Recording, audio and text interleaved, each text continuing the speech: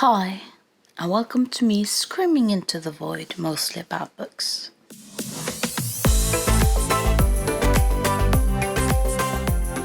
I have a project where I try to read one book from each country of the world, and to pick which countries to read, I go to YouTube and watch Marble Factory's marble race, or one of their marble races, and I pick 5 and 5 books at the time. The reason why I do 5 and 5 is that some books might be a bit more difficult to get a hold of. So having about 5 means that I can figure out which books I want to do, order the books I need to order, yet still have some books available to start reading. This is my 4th Marble Factory video, which is really weird. I have read from 15 countries, and the countries I've read is from Latvia. I read Mother's Milk by Nora Ikstena, which is a book that talks about living with a mother who has depression in communist Latvia. I read from Ethiopia, Love Unto the Grave by Hadi Almaniu, which is a love story, and a love story about two people who can't necessarily get one another. From Afghanistan, I read the Masnavi, Book 2 by Rumi. Don't ask me why it was Book 2, but the Masnavi is a part of a religious text. Rumi is an important, not prophet, but religious leader within some parts of the Islamic faith. For Tunisia, I read Tunisian Girl by Lina Ben Meni. Lina Ben Meni was a blogger, and she talked about the Arab Spring and wrote blogs about what was happening during the Arab Springs. And Tunisian Girl is a collection of some of her blog posts. For Guatemala, I read Mr. President by Miguel Angel Asterias, which was a brilliant surrealist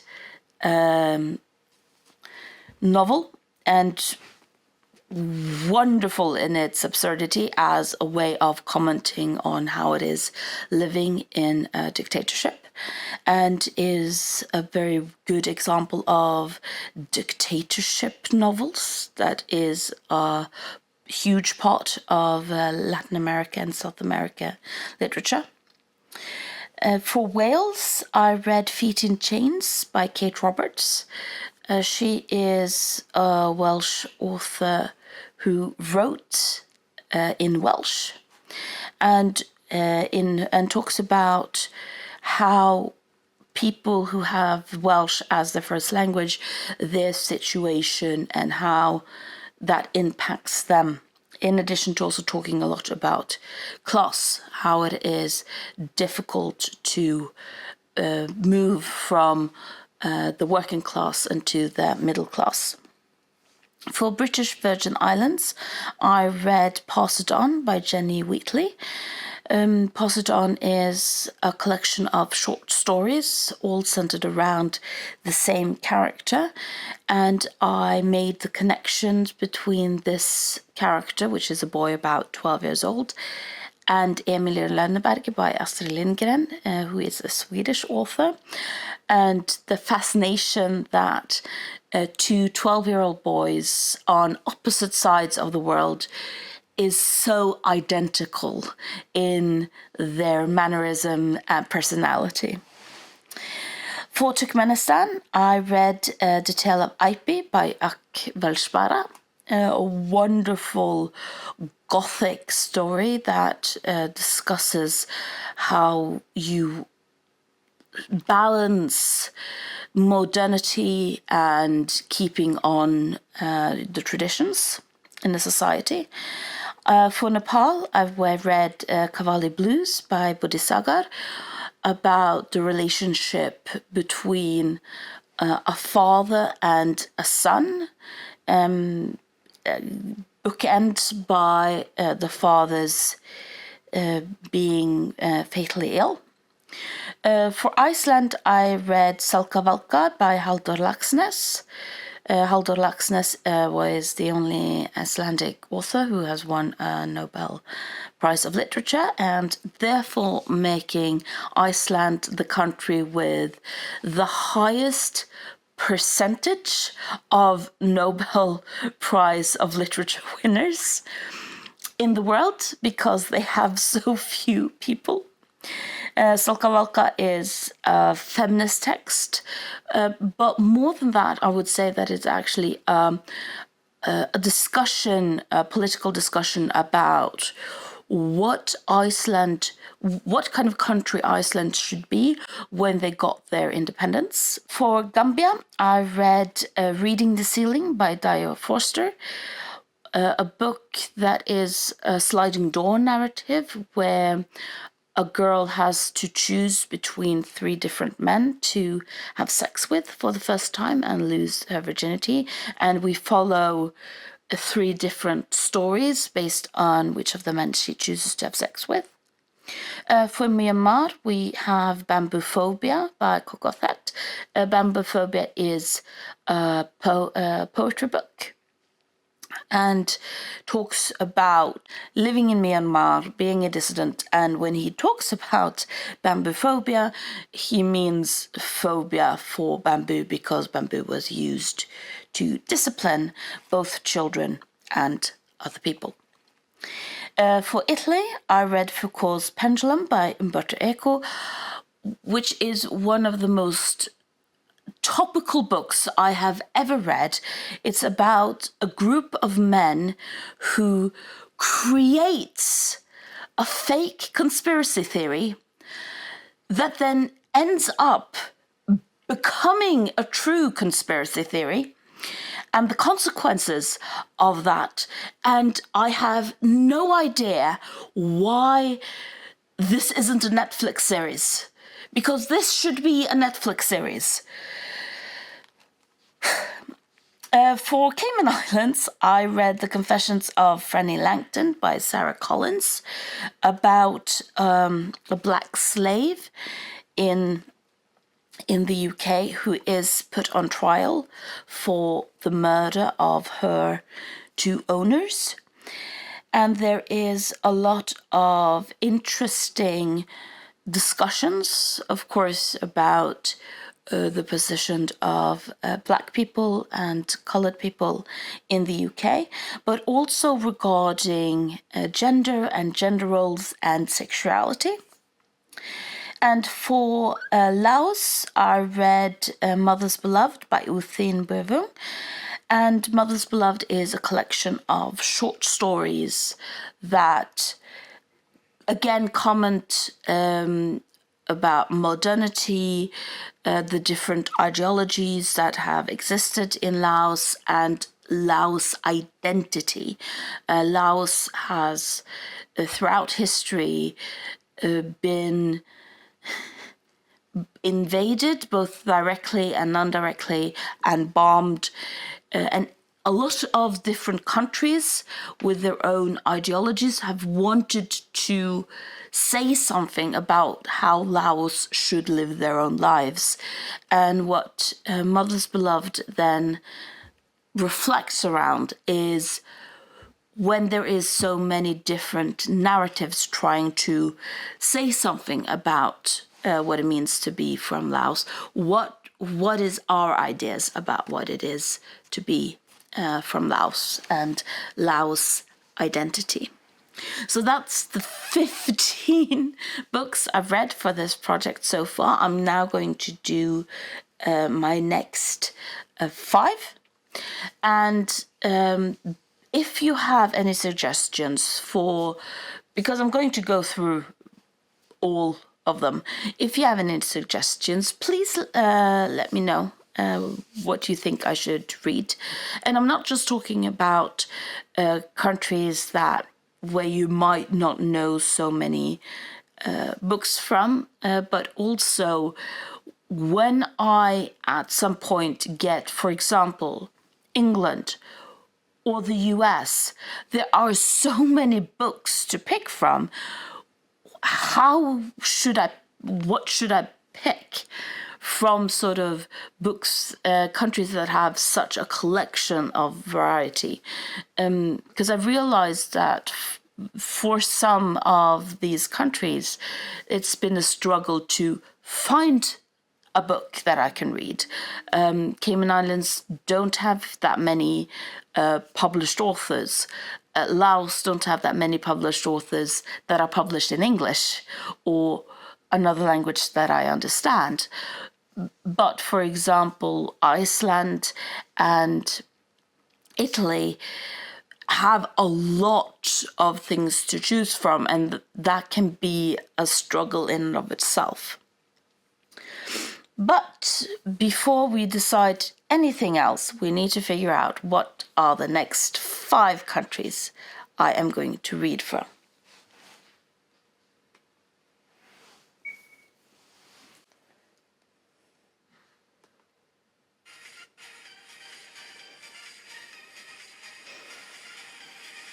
So they are now jumping about. So I see Vietnam is there, Dominican, Bahrain, Scotland. I think that was Egypt that just vanished. It seems there might be no Dominican Scotland. Again, as I stated, the whole countries that have a plethora of things to choose from. I've read Ian Banks, for example, or Ian M. Banks, depending on what you want. And we have a lot of him in our bookshelf. That could be quite interesting. But I also in addition to all my other projects, I also want to read a bit of the more older texts. Like, around year 0 and BC and year 400 AD, stuff like that. And looking into that, I found a Scottish text that is based on a tale of William Wallace. And that could also be interesting to sort of simplify things for myself when having so many projects in combining them. So Scotland there are many, many candidates for Scotland. Now we have the 3 triangles. And they are jumping about. I have to say that I really enjoy, again, Marble Factory. There is, I think there's Cambodia, is that? Oh, St. Kitts and Nevis. So that's more of the Caribbean islands. I think St. Kitts and Nevis is in the Caribbean islands. And again, I know there are a lot of literature from St. Kitts and Nevis, but it's, again, gaining access to that literature that might be difficult. And that in and of itself doesn't necessarily define anything. That's not... for the people of St. Kitts and Nevis, it's not so important that one small Norwegian person gets a hold of their literature necessarily. But that's still one of the aspects that I struggle with in regard to this. But I am, if nothing, I am persistive. And that's not what that saying is. If nothing, I'm not persistent. Yes. If nothing, if nothing else, I am at least persistent. That's the saying. So, Scotland and St. Kitts and Nevis. And now they are running down. There's not much of jumping. This is purely a race against time. Nauru! I thought it might be Micronesia, but there was Nauru. I think there was a text from Nauru in here. Didn't I just pick out something from... Now I'm just finding the Guam literature. I hope Guam is going to, I assume Guam is going to have their spot on Nauru. So there's actually several texts from Nauru. You have Lucia Itsamere, who is talking about engaged, and the first woman in parliament, Ruby's story, by Alamanda Lauti, and also from Nauru in 2001 by Ruby Daida. A lot of these texts are rather small, so it might be that I actually read a few of them together as a way of sort of representing Nauru, because, for example, Nauru in 2001, that's 2 pages. The same with Engaged, which is just 2 pages, and the first woman in parliament is 2 pages. So I might be just reading them in one, because so you get I get a feeling for some of the writing. So that's 3. We have so let's figure out which one is 4th. So this is also sort of, it's not that much jumping about, but there you have the sort of up and down, which makes it more interesting in regard to who is going to be first.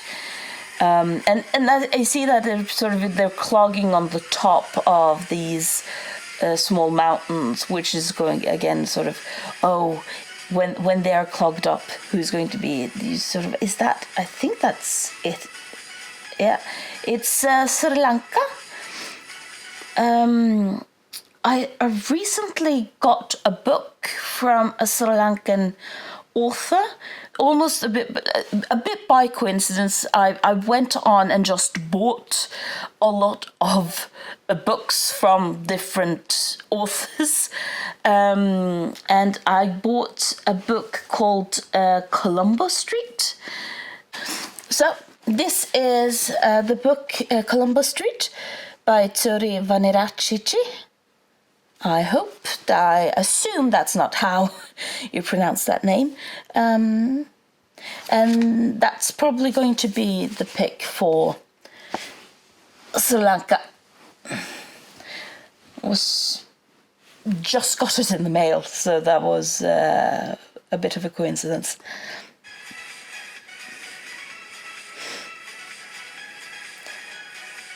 That was an interesting effect with them just sort of jumping up, and then you have several places where they can sort of land, and it's also about this, so you think that they're safe if they're going to get on the top, but no, because it goes down, and therefore they sort of remain there.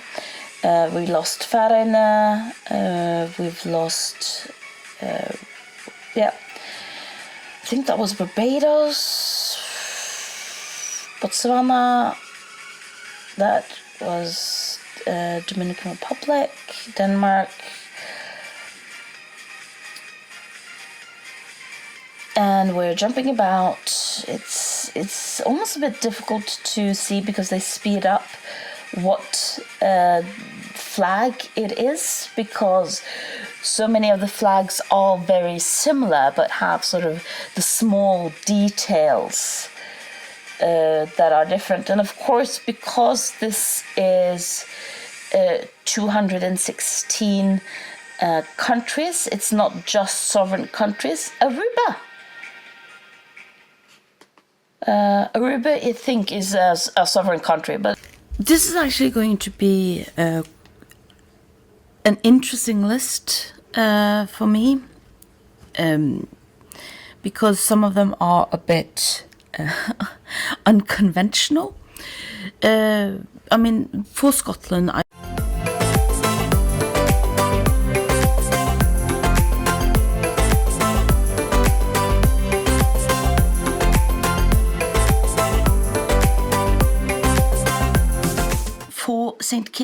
Neves, I found a book called Only God Can Make a Tree, which is from a poem, I think, by Bartram Roach. I think that's going to be interesting.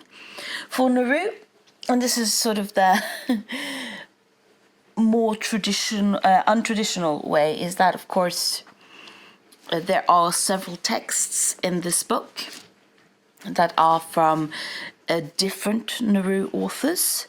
So I want to read several of them and present them here to you as my reading for Nauru. For Aruba, I'm going to do the same thing. There is a book called Women Writing from Caribbean, which is a collection of writings by Caribbean women, and especially in that collection of books that I don't have a physical copy of yet, there is an Arubian author called Nydia Ekiri. She is most known probably for her poem collection, Songs for Mother Earth, and that book is out of print. There isn't... if I wanted to buy that book, I would have to pay $400 just for the book. I don't have that kind of budget. But in this collection, Caribbean women writers from Caribbean, they have several texts, and also so it's not the entire book, but there's sort of snippets from her writing. So I'm going to do that for Aruba. Nadia Kire is very sort of... I've read several people who have read her, and people are enjoying her writing. And for Sri Lanka, I'm going to have a very traditional choice of a book, and that is Colombo Streets by Tsisuri Vanirachichi. So that's, I think that's going to be interesting. I'm reading on the back that it's about a young girl around 16 who wants to be a swimmer, and so a professional swimmer, and how the fact that she comes from a war-affected area of Sri Lanka, how that influences her ability to achieve her dreams. Apparently the writer was quite young, relatively young, when she published the book. There's a picture of them here. So that's the author with the president of Sri Lanka when the book was published. I think that's going to be a good list. There are a lot of... I mean, I thought Aruba was a country, but it turns out to be a peninsula of the Netherlands. So if not anything else, at least I learned that. And again, Nauru and St. Kitts and Nevis, these are countries that I wouldn't be reading hadn't it been for this project. And that's fascinating. And it's a bit sad because the reason why I wouldn't have read these books are because they are so difficult to get a hold of. Luckily, having books like these collections, is a bit easier. But that is the point of this project, to go out of my comfort zone, to read things I wouldn't normally read. So thank you for listening to me screaming into the void. And if you want to see what I think about any of the writings, follow me and I'll post videos